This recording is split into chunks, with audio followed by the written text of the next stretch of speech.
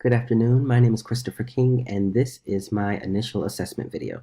So this part of the video will be me introducing my client and going over some of the skills that you'll see me be using throughout the interview, as well as the theoretical perspective that I will be using in the interview. So my client is Mr. Franklin Richards. Of course, that's a fictionalized name just to protect the privacy of my actual participant. But Mr. Franklin Richards is a 30-year-old African male.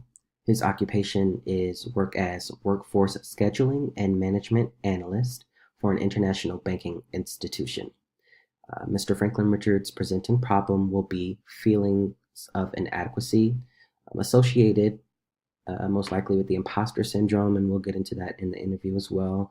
He has a high powered job, but has not gone back to school to obtain his master's degree in business administration, and this has left him feeling a certain way, and we will discuss those things and the reasons for not going back to school.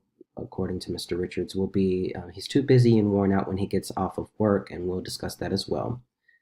Getting into the theoretical perspective that I'll be using, it's going to be motivational interviewing, and I'll be throwing in some techniques that are traditionally associated with solutions-focused therapy, even though they both are along the same lines in terms of seeing these clients' strengths as resources and using them to achieve and attain well-defined goals. Specifically, some of the techniques that you'll see me use include asking permission of my client. So you'll see me asking permission of the client before I begin to take any notes. I will also, just along those same lines, be explaining confidentiality issues to him. I will be going over informed consent and how that comes into play potentially in the future associated with our interview. Some other skills you'll see me use include evoking change talk, specifically with the miracle question, and that's where the solutions-focused therapy is sort of blended in with the motivational interviewing. I will be utilizing open-ended questions, reflective listening and empathy, normalizing my client's issues in an attempt to make him feel more understood and validated in the emotions that he's experiencing associated with his issues, decisional balancing, positive affirmation, and I will also be summarizing what the client is saying to me in order to convey that I'm actively listening and attempting to understand by utilizing empathy to understand him. More specifically, some objective attending skills that you'll see me use throughout the interview include minimal prompts, maintaining eye contact, and requesting elaboration when I feel that there's some additional information that's needed. So I'll be using a mix of techniques from motivational interviewing and solutions-focused therapy, some nonverbal uh, communication with the client, such as body language, attending skills, etc. And then we'll just be exploring the client's issues and attempting to work together to discover strengths along the lines of motivational interviewing and solutions-focused therapy. So with that being said and introduced, I will jump into the portion of this video where I'm interviewing my client. Thank you. Hi, good afternoon, Mr. Richards. How are you doing today? I'm doing well. How about yourself? I'm well, thank you for asking. So first thing I want to just thank you for your time. Thank you for coming in to see me today. And there are a couple of things that I want to explain before we get started with our session and the therapy and just talking about what brings you into me today, okay? Okay. All right, so the first thing is what we're going to be setting up, and the purpose of this relationship that we're going to be building is for the intent of collaboration. We're going to be building what's known as a collaborative relationship, and that's going to be to support positive change as you see it in your life. Does all of that make sense so far? Yes. Okay, so in saying that, we're partners. So your input is just as valuable as mine. The goal is to get you to recognize strengths that you may not even know are there right now. And we're going to use those strengths to help you attain some goals that we set up for ourselves and work towards positive change again in your life. So does that sound like something that you're interested in doing? Sounds good. I'd love to dive into it. Awesome, awesome. So also before we get started, I just want to get some confidentiality explanations out the way. So everything that you say to me will be private and confidential. I will work to protect anything that you share with me in our sessions. Two exceptions to that though. So the first exception is going to be associated with anything that you may say which leads me to believe that you are a clear and present danger to either yourself and or others in your environment. So do you understand? Does that make sense so far? Yes. So that's one exception. And then the only other exception is if I feel like there is something that can be shared from our sessions, which would compel me to share it professionally. And before I do that, I would certainly get your permission.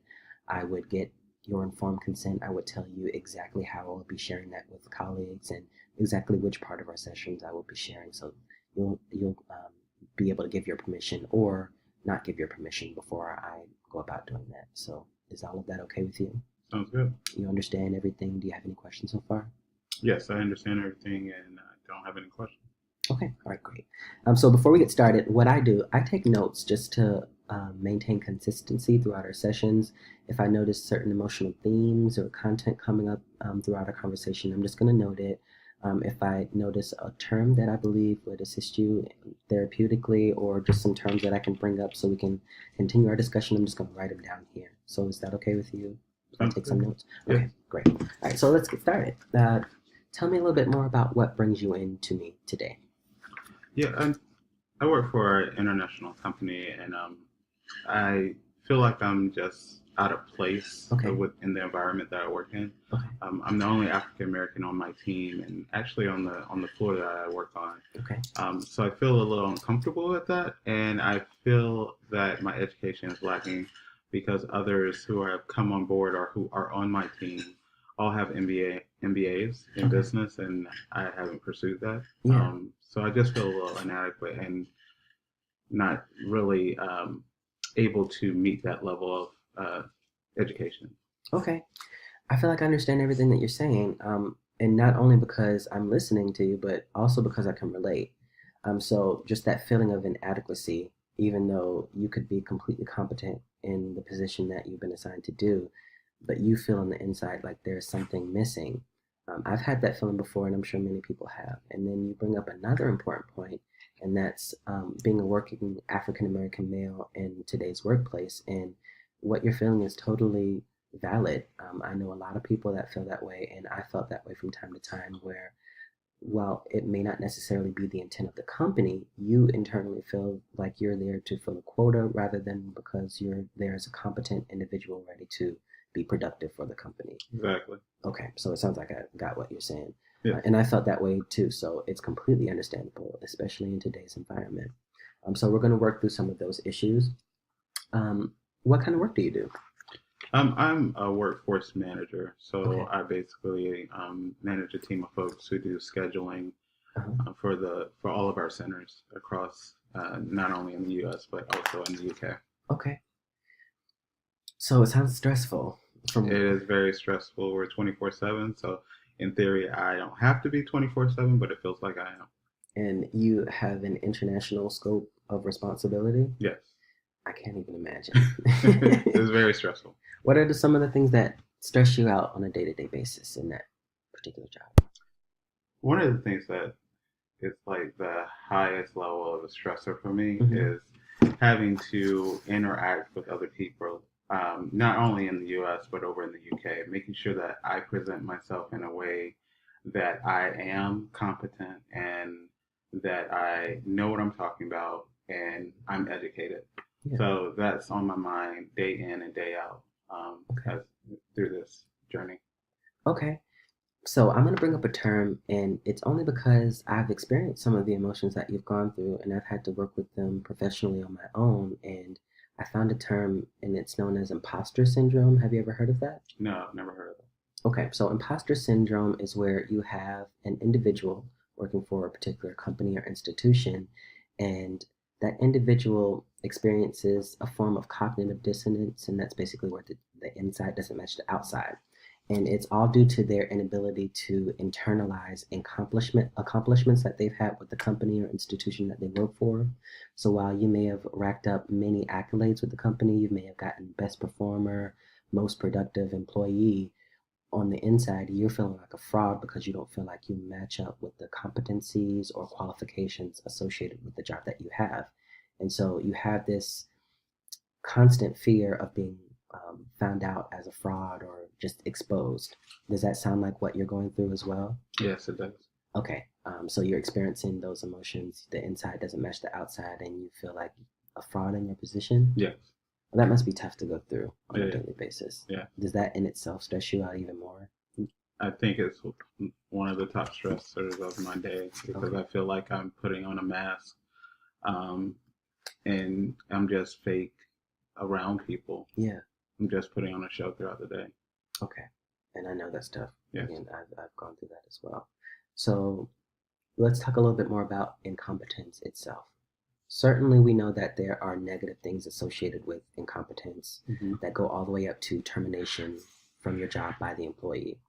And that's the bad side of it, but it's not necessarily all bad. There are some positive things that result from incompetence or errors or mistakes in themselves. Can you think of any yourself?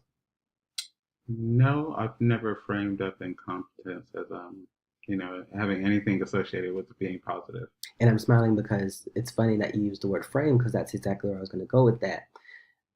A lot of times, the way that we view a specific situation, it's a result of the way that we frame it for ourselves. Mm-hmm. And so, in framing incompetency, while one person may see it as a constant danger of being found out and terminated by your employer, another person may see it more positively as an opportunity. So, instead of seeing it as a mistake or a flaw, you see it as an opportunity or a way to instruct yourself for change to be better prepared in the future. And that's a more positive way of looking at incompetency. So it's not necessarily all bad. Does that make sense at Yeah, it all? does. I've never thought about it that way. And that's the purpose of our relationship. And that you could have the ability to think about it in that way, but you wouldn't know. And a lot of times things come out in our conversations, and it takes perspective from other people to point our attention to that. And Okay. that's again, like I was saying from the beginning, that's the purpose of our collaborative relationship. So we're talking about the positives, some positives that you may not normally see associated with incompetence. But let me ask you about what's different in the situation where you don't currently have all the problems you're associating with your job with the company. What's different about you in that situation? I would feel more respected because I have the education. I know I have the education, um, and I just wouldn't have this hanging over my head that I'm going to be questioned one day Okay. about, you know, can you actually really do this job effectively? Yeah. That pressure wouldn't be on me anymore. Okay.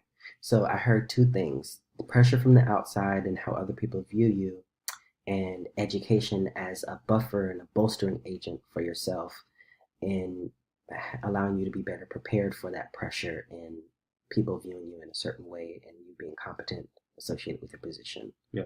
Okay. So education is important to you, I take it then. Yeah. Okay. And there are some qualms that you have with not going back to pursue your master's in business administration. Is that also correct? Yeah. Okay. Why haven't you gone back just yet if it's ending up making you feel this way about yourself and your position? Well, I think it's more time related. I Okay. work 50 to 60 hours per week. Uh-huh. When I was going through for my bachelor's, I was actually working at this job.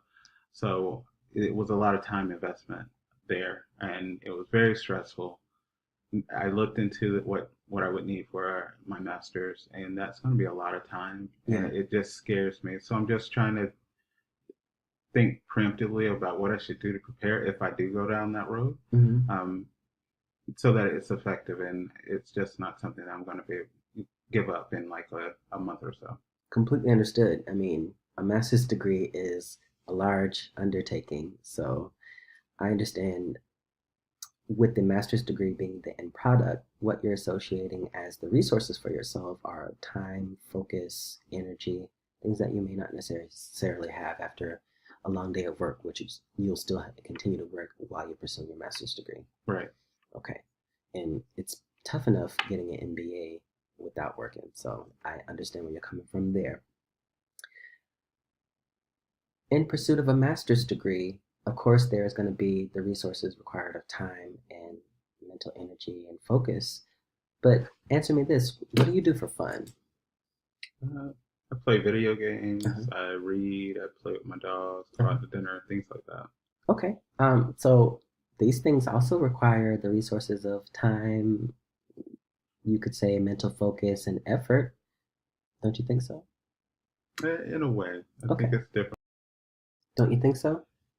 In a way, I, with the job, I have to put so much mental energy in that, and with me doing those other things, there's not much thought behind it, and it's fun, so I don't really have to think about it. Okay. Well, if we frame it differently in a more positive way, we can see that we utilize the same resources of time, mental energy, focus, etc. But the key difference is motivation. So usually we don't have to work to motivate ourselves to do things that we traditionally associate as fun, like walking your babies or going to the movies or things of that nature. But we can take that motivation and combine it with the same requirements, time, mental energy, and focus, and apply them to something that can constructively benefit our careers in the long run, such as the pursuit of an MBA. And this is where we get into setting goals for ourselves, and that's going to be a key part of our relationship. So I want you to start small, and we're going to go all the way up into the pursuit and your obtaining of your master's degree in business administration. Does that sound like something you want to do? Is that the purpose of you coming to me? Yes, Okay, love to. great. So we can get started immediately. That's the good news. The first thing that I want you to do, have you ever heard of Apple Lectures? No, Okay, so it's you do have an Apple iPhone or do you use Apple products at all? I did. Okay, only reason I asked is because Android has it available as well. But for Apple specifically, they have podcasts that are specifically of professors teaching a lecture on a particular topic, and they have so many topics with a wide range of focuses, including business administration. So, do you think that you can download that podcast application in order to take a look at it and complete an exercise for the first week? Yes, I can. Okay, so we'll start there.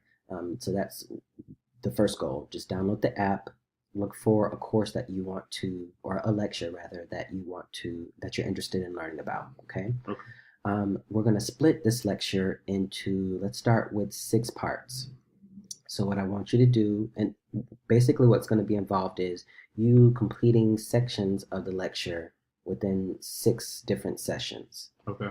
So the purpose of that is to sort of mock a semester in a course. Of course, it's going to be smaller, and the attention and focus that is required is going to be less than pursuing your MBA, certainly, but we're starting small. Okay. So you're going to split it into 6 parts, and what I want you to do is take a calendar and mark off those dates where you will be attending the lecture from the professor.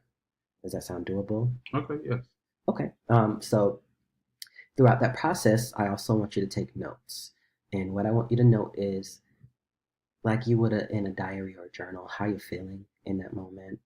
I want you to note your motivation and even potentially things that you can do to increase your motivation next time. We're going to have 6 different sessions along the course of you learning about this lecture. And so these are excellent opportunities for you to note things that motivate you, things that you can do to set yourself up for success, to make yourself more excited to learn about the next part of the lecture that you're going to be ultimately learning about. And in that way, we're going to start small and prepare you to set yourself up for success in utilizing the resources that you don't think you have after a long day of work, but combining your motivation and discovering strengths to increase that motivation for yourself. And then we can take all of that we've learned about you throughout this process and apply it towards the pursuit of your MBA. So does that sound like an achievable goal to start off with in the Yes. first 6 weeks of our sessions? Yeah. Sounds good. Okay, are you excited? I am. I'm looking forward to jumping in and seeing what comes of it. Okay, great. I'm excited as well, and I just want to thank you again for your time. And you can just see my receptionist out the door. Okay, Thank you. you're welcome. Have a good day. You too.